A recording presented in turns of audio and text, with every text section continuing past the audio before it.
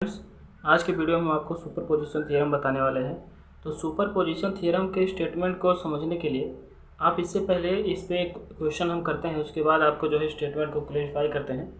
तो क्वेश्चन हम चलिए स्टूडेंट्स लेते हैं। क्वेश्चन हमारा है जो है क्वेश्चन है हमारा, इस क्वेश्चन के माध्यम से आपको बताएंगे कि सुपरपोजिशन थ्योरम में जो है आपको किस प्रकार से उसके प्रॉब्लम को जो है सॉल्व करना है।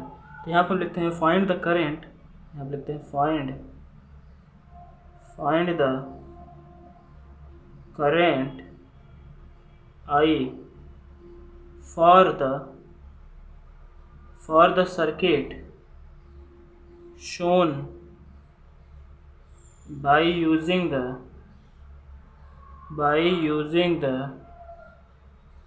superposition theorem। तो स्टूडेंट्स आपको करंट फाइंड करना है कि किसी सर्किट के लिए जो आपको नीचे दिया गया होगा, और जो है किस थियरम के बेस पे करना है, सुपरपोजिशन थियरम के आधार पर जो है आपको ये क्वेश्चन करना है। तो चलिए इसके सर्किट को हम लेते हैं। स्टूडेंट्स आपको यह सर्किट दिख रहा होगा। इस सर्किट से स्टूडेंट्स आपको दो सोर्स दिए गए हैं, वोल्टेज सोर्स आपको 3 रेजिस्टेंस जो है यहाँ पे दिए गए हैं। तो ये वाला अगर हम इस वोल्टेज सोर्स को अगर हम यहाँ पर लेते हैं 50 वोल्ट, और ये लेते हैं जो है 20 वोल्ट, और इसको जो है स्टूडेंट्स 4 ओम लेते हैं इस रेजिस्टेंस को, और इस रेजिस्टेंस को हम 2 ओम लेते हैं, इस वाले को 3 ओम। तो यहाँ पे 3 ओम के अक्रॉस जो है आपको करंट फाइंड आउट करना है।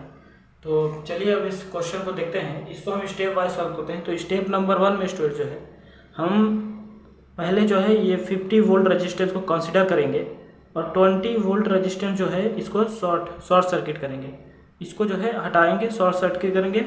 50 वोल्ट रेजिस्टेंस के आधार पर जो हम इस सर्किट को सॉल्व करेंगे। तो यहाँ चलिए हम लिखते हैं स्टेप फर्स्ट में जो है स्टूडेंट हमें क्या करना है, कंसीडर 50 वोल्ट वोल्टेज सोर्स।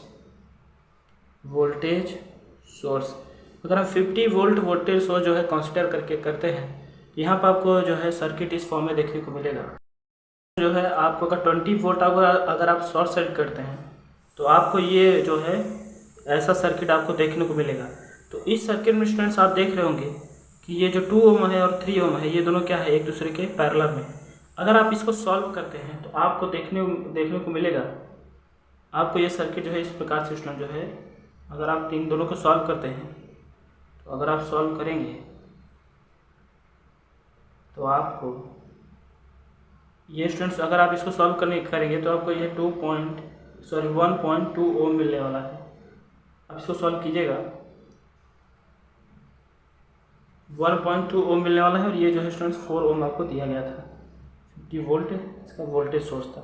तो आई होप आपको ये दिख रहा होगा। इसके बाद स्टूडेंट्स आपको दिख रहा होगा ये 4 ओम और 1.2 ओम जो है ये सीरीज में है। अगर सीरीज में है तो इसको अगर आप ऐड करते हैं तो यहाँ पे आपको मिलने वाला है, यहाँ पे स्टूडेंट्स जो है आपको मिलेगा एक नया सर्किट, जिसमें अगर आप इन दोनों को सीरीज में सॉल्व करते हैं यहाँ पे, ओके, ये आपको क्या मिलेगा 5.2 ओम। ये क्या है, 50 वोल्ट सोर्सेज है। तो स्टूडेंट्स आपको ये दिख रहा होगा। इसके हिसाब से अगर आप ओम्स लॉ इसमें लगाते हैं तो आप जानते हैं V = IR होता है, और I = V/R हो जाएगा। तो यहाँ पर आप लिख सकते हैं IT = VT/RT। तो यहाँ पर स्टूडेंट जो है आपको VT वोल्टेज सोर्स यहाँ दिख रहा होगा, ये जो है 50 वोल्ट दिया गया है, और RT जो है आपको 5.2 ओम दिया गया है।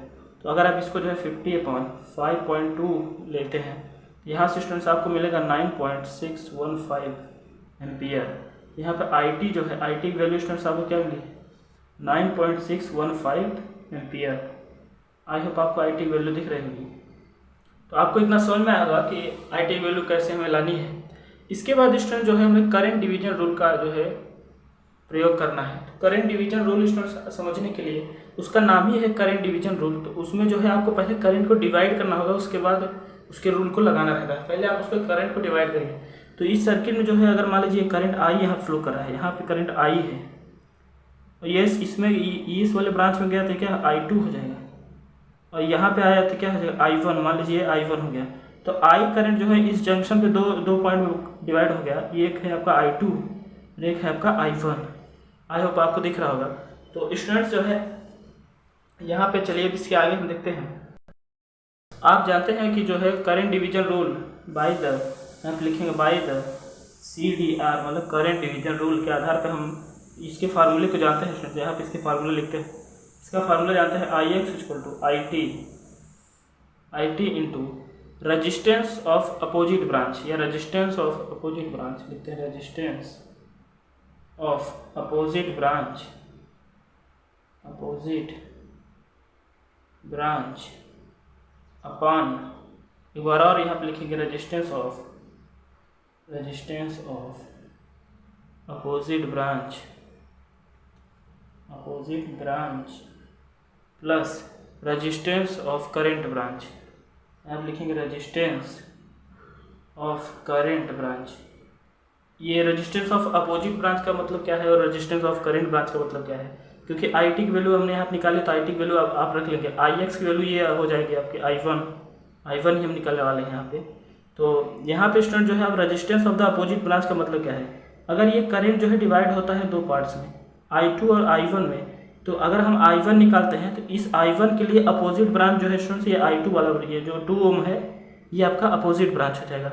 और जो आपका जो रजिस्टेंस ऑफ करेंट ब्रांच, तो ये जो है I1 आप निकाल रहे हैं, तो यहाँ पे जो रेजिस्टेंस है ये आपका क्या हो जाएगा, रेजिस्टेंस ऑफ करेंट ब्रांच। तो अगर हम इस पे इसी के फार्मूले पर अगर हम रखते हैं तो आपको देखने मिलेगा यहाँ पे हम IX जो I1 निकालने वाले हैं, ये I1 इक्वल टू IT की वैल्यू स्टूडेंट्स रखनी थी आपको। IT की वैल्यू आपकी क्या है 9.615 into resistance of opposite branch. तो देखिए I1 का रजिस्टर ये क्या है 3 ओम पे ये I1 फ्लो कर रहा है, तो I1 के अपोजिट क्या है 2 ओम है, तो ये 2 ओम आपका क्या है opposite branch, resistance of opposite branch. तो यहाँ पर क्या लिखे हम, और सॉरी 2 ओम लिखेंगे, यहाँ पर 2 लिखेंगे upon resistance of opposite branch नीचे भी लेना है, plus resistance of current branch. और ये देखिए करंट किस में है, जो करंट आप फाइंड कर रहे हैं वो जो है 3 ओम रेजिस्टेंस में है, तो यहाँ पर आप क्या लिखेंगे 3 लिखेंगे। आई होप स्टूडेंट्स आपको ये अप्लाई करना आपको समझ में आया होगा। इसके बाद अगर हम इसको सॉल्व करते हैं तो आपको मिलने वाला है जो है 19.23/5 इक्वल टू 3.846 एम्पियर। तो स्टूडेंट्स आपको I1 की वैल्यू जो है मिली है 3.846 एम्पियर, आपको स्टूडेंट जो है I1 की वैल्यू मिली है। अभी आपने जो है 50 वोल्ट रेजिस्टेंस को कंसीडर करके जो है और ये 20 वोल्ट रेजिस्टेंस शॉर्ट सर्किट करके स्टूडेंट जो है आपने I1 की वैल्यू निकाली है। अब हम जो दूसरे स्टेप में करने वाले हैं उसमें हम क्या करने वाले हैं, उसमें क्या करेंगे हम 50 वोल्ट रेजिस्टेंस शॉर्ट सर्किट करेंगे और जो है 20 वोल्ट रेजिस्टेंस कंसीडर करके जो है इस सर्किट को दोबारा इसी प्रकार से सॉल्व करेंगे। तो उसमें भी आपकी I की वैल्यू आएगी, तो उन दोनों I की वैल्यू को हम ऐड करके ये आपको बीच वाला जो है I है इसकी वैल्यू हम फाइंड आउट करेंगे। तो उसके बाद चलिए हम देखते हैं इसको जो है, इसके बाद सेकेंड स्टेप चलते हैं। चलिए अब इसके बाद देखते हैं हम 20 वोल्ट रेजिस्टेंस को कंसीडर करते हैं और 50 वोल्ट रेजिस्टेंस को हम शॉर्ट सर्किट करते हैं। तो अगर हम ये ऐसा करते हैं तो आप लिखते हैं पहले कंसीडर द, काफ़ी आसान ये थ्योरम है, consider the 20 volt voltage source, और जो है आपका 50 वोल्ट, इसको हम अगर शॉर्ट सर्किट करते हैं तो आपको ये जो है डायग्राम स्टूडेंट जो है इस प्रकार से देखने को मिलने वाला है। तो चलिए इस डायग्राम को हम बनाते हैं। तो स्टूडेंट्स आपको ये डायग्राम जो है इस प्रकार से देखने को मिलने वाला है। ये आपका 3 ओम रेजिस्टेंस वाला ब्रांच यहाँ पे हमने शॉर्ट सर्किट किया है, यहाँ पे लिख देते हैं शॉर्ट सर्किट। हमने जो है 50 वोल्ट जो है शॉर्ट सर्किट किया है, 20 वोल्ट हम कंसीडर करने वाले हैं। यहाँ पे स्टूडेंट जो है हमें 2 ओम रेजिस्टेंस लेना था, यहाँ पे 4 ओम रेजिस्टेंस लेना था, यहाँ पे क्या था 3 ओम रेजिस्टेंस था। तो अगर हम इसको स्टूडेंट जो है उसी जो भी इससे पीछे हमने जो है कंसीडर किए थे उसी के बेस पे इसको भी सॉल्व करना है। तो अगर आप इसको सॉल्व करते हैं तो यहाँ पे स्टूडेंट जो है आपको दिख रहा होगा कि ये दोनों क्या है पैरेलल में है। तो अगर ये पैरेलल में है, अगर आप इनको सॉल्व करते हैं तो आपको जो है स्टूडेंट्स देखने को मिलेगा, अगर आप ये सॉल्व करते हैं तो यहाँ पे आपको एक नया सर्किट देखने को मिलेगा। तो सर्किट जो है इस प्रकार से रहेगी। यहाँ पे स्टूडेंट जो है अगर आप इसको सॉल्व करते हैं 1.714 आएगा ओम। ये ऊपर आपका 2 ओम दिया है, हमने ये 4 ओम और 3 ओम को पैरेलली सॉल्व किया है तो हमें ये मिला है 20 वोल्ट। इसके बाद स्टूडेंट जो है आपको दिख रहा होगा ये दोनों अभी सीरीज में आ गए हैं, तो सीरीज में आ गए हैं तो इनको ऐड करना होगा। आप अगर इनको ऐड करते हैं स्टूडेंट्स तो आपको जो है सर्किट मिलने वाली है, उस सर्किट में इसकी वैल्यू आएगी स्टूडेंट्स जो है 3.714 20 वोल्ट। तो अगर हम इस पे जो है ओम्स लॉ के आधार पे यहाँ पे, क्योंकि ओम्स लॉ क्या होता है V equal to I R, तो अगर हम आई निकालना है तो यहाँ पर लिख सकते हैं I इक्वल टू V/R। तो यहाँ पे स्टूडेंट्स हम लिख सकते हैं क्या IT equal to VT upon RT। IT की वैल्यू क्या है, IT मतलब ये ये VT की वैल्यू क्या है, VT की वैल्यू आपका जो है 20 वोल्ट और ये RT की वैल्यू क्या है 3.714। अगर आप इसको जो है स्टूडेंट सॉल्व करते हैं तो यहाँ पर आपको मिलने वाला है 5.385 एम्पियर। तो IT की वैल्यू स्टूडेंट्स आपको क्या मिली है, यहाँ पे IT की वैल्यू आपको मिली है 5.385 एम्पियर। तो इसके बाद आपको करंट डिवीजन रूल लगाना है। तो हमने आपको बताया था आप करंट डिवीजन रूल कब लगाएं, आप करंट डिवीजन रूल तब लगाएंगे स्टूडेंट्स जब आप करंट को डिवाइड करेंगे। तो चलिए इस ब्रांच में हम करंट को डिवाइड करते हैं 20 वोल्ट के से जो है करंट को डिवाइड करते हैं। मान लीजिए यहाँ एक करंट I फ्लो किया, यहाँ तक वो करंट I था, यहाँ पे जो है स्टूडेंट जंक्शन दो पार्ट में इसमें डिवाइड करते हैं।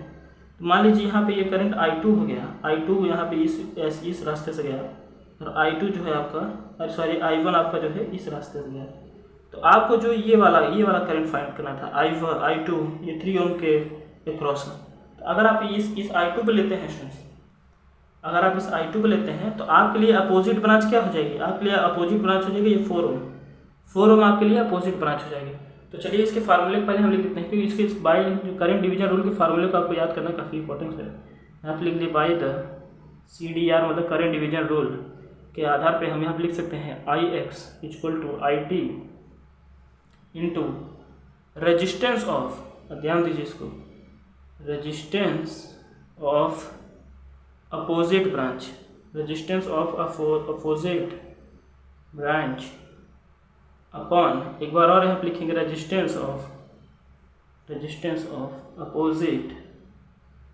Opposite branch plus resistance of current branch, resistance of current branch.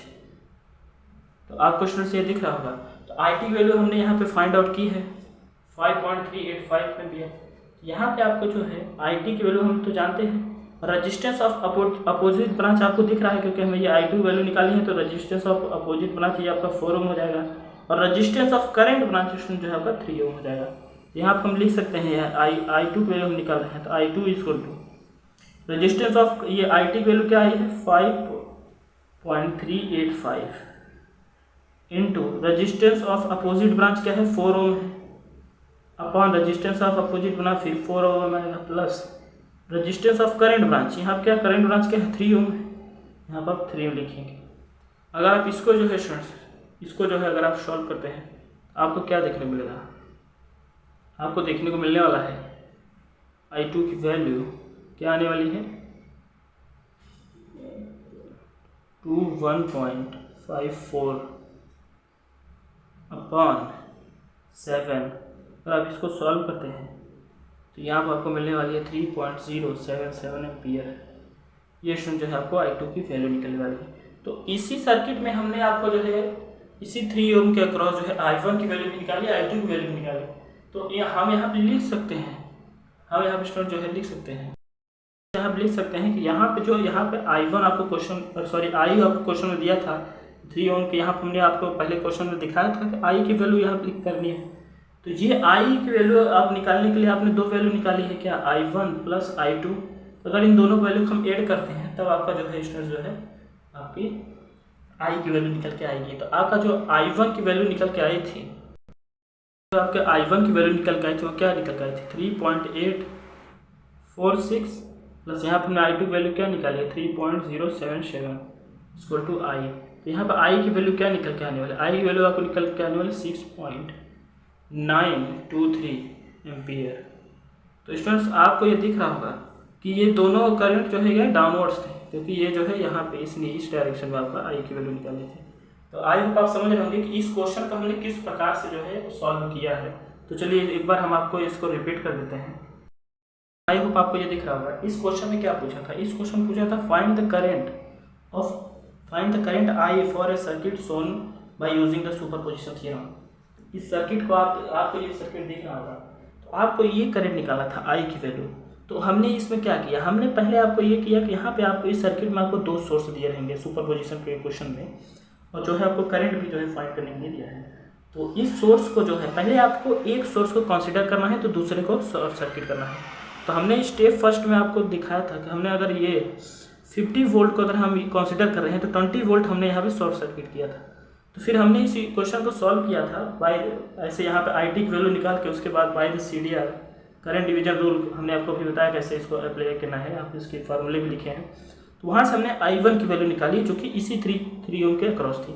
उसके बाद स्टूडेंट्स हमने जो है 20 वोल्ट को अगर कंसिडर किया तो 50 वोल्ट रेजिस्टेंस को जो हमने शॉर्ट सर्किट किया, जो कि आपको ये क्वेश्चन में आसानी से दिख रहा है। उसके बाद जो है हमने यहाँ पे जो हमने I2 की वैल्यू निकाली, और by the current division rule हमने I2 के यहाँ पे I2 कंसिडर किया था इसी 3 ओम के अक्रॉस। तो आपको ये चीज़ कॉमन मिली होगी कि ये 3 ओम के अक्रॉस हमने I1 भी लिया, I2 भी लिया। तो जाहिर सी बात है कि अगर हमें I निकालना है तो I1 प्लस I2 हो जाएगा, क्योंकि डाउनवर्ड दोनों करंट है तो ऐड हो जाएगी। तो यहाँ पे हमने इनको ऐड किया तो आपको I की वैल्यू जो है स्टूडेंट्स निकल के आई। तो हम यहाँ पे लिख सकते हैं, पिछले वाले पेज पे चलते हैं। जो है आपको I दिख रहा है, इसी की वैल्यू हमने जो है I1 प्लस I2 करके जो है स्टूडेंट्स निकाली थी। तो अब इसके बाद स्टूडेंट चलिए हम इसके थ्योरम को आपको लिखते हैं। अब इसके स्टेटमेंट को अगर हम लिखेंगे तो आपको जो है पॉइंट टू पॉइंट क्लिक करेगा। तो चलिए हम उसको लिखते हैं। हम इसके बाद सुपरपोजिशन थ्योरम को, चलिए अब हम इसके स्टेटमेंट को देखते हैं। तो चलिए आप लिखते हैं सुपरपोजिशन थ्योरम। आप लिखते हैं superposition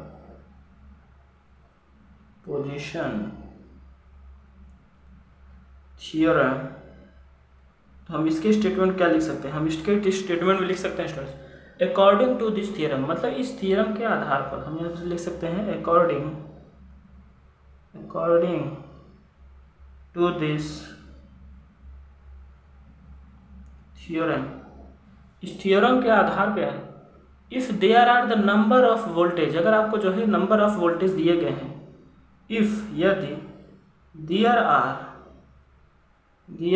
the number of voltage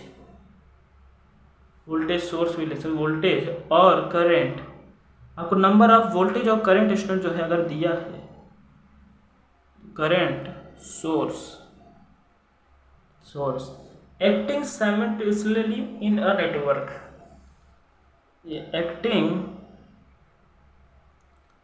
simultaneously in a network then each source can be treated as, आपका प्रत्येक सोर्स इस प्रकार से ट्रीट किया जाएगा। यहाँ पे लिख सकते हैं each source can be treated as if it act independently of the other, as it act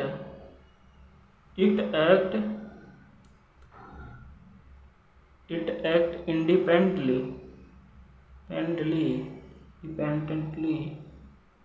of the other. Hence we can calculate the effect of source at a time. यहाँ पर लिख सकते हैं hence we can calculate, हम calculate कर सकते हैं, we can calculate the effect of source at a time, and then superimpose, जिसका मतलब है superimpose, that is उसका मतलब है कि algebraically add the result of all the other source। algebraically आप लिखते हैं, इसका मतलब है algebraically algebraically add the